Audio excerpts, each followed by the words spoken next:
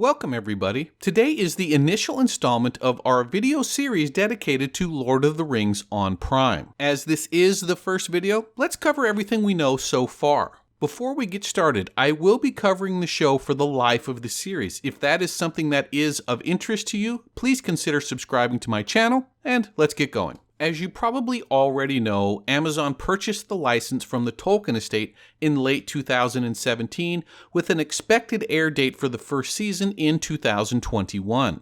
What's telling is Amazon spent about $250 million just for the license alone.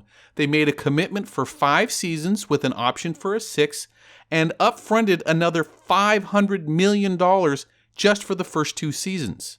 On top of that, the first season by itself is going to have 20 episodes. Fans have every reason to be overjoyed as this is an unprecedented level of commitment, particularly for a streaming service.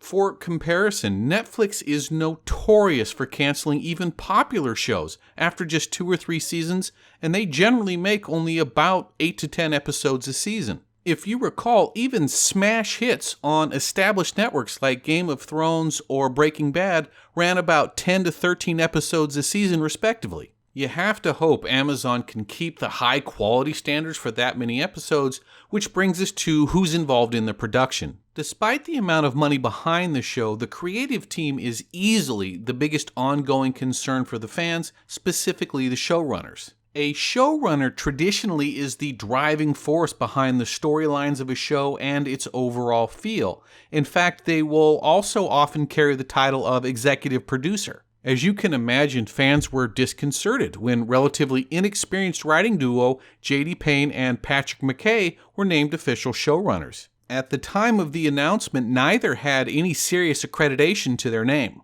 Since then, Amazon has announced at least a half dozen more executive producers, all with more established resumes from shows like the aforementioned Game of Thrones and Breaking Bad.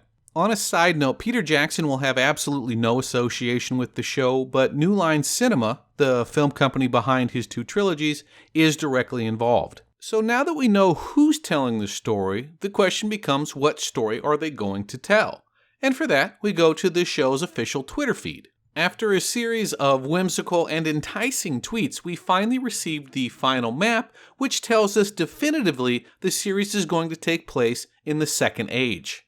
Now, for those not familiar with the greater legendarium like the Silmarils, the Second Age is essentially defined as the roughly 3,500-year period between the defeat of Sauron's boss Morgoth and the War of the Last Alliance, which you saw in the opening scene of Peter Jackson's The Fellowship of the Ring. Straight away, this timeline immediately discredits the rumors and eliminates the possibility the show is going to be centered around the earlier years of Aragorn.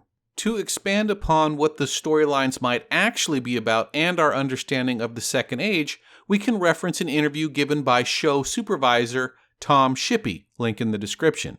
Mr. Shippey's interview provides substantial illumination into the nature of the show, including some of the more important ground rules. First, the Tolkien estate has full veto authority, which I think is fantastic as it will help protect the integrity of the original work. Second, they are required to stay within the confines of the Second Age. They may be able to passingly reference events from the First Age in so much as they explain things in the Second Age, but this is a gray area, and the Third Age is strictly prohibited. Finally, the storylines of the show have to remain canonical. Tolkien's writings on that period are limited, but he did lay out a general history and series of events which form a set of parameters to which the show must conform. I will be doing separate videos on each of the important known events of the Second Age, so keep an eye out for that. And if you'd like to read the full interview, as I said, there is a link in the description. And finally, we get to casting. At this point, there are several actors associated with the production and several roles that have already been cast. However, the publicly given character names are suspected of being false placeholders, so I'm not going to spend a lot of time on that because it would just be tedious and uninformative, with one exception.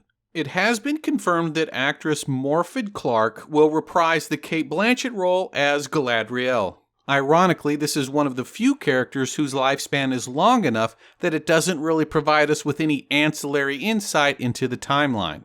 Well guys, that's it for this episode. As I said earlier, I will be following the show for the life of the series, so if this is something you are interested in, please consider a subscribe, and I will see you next time.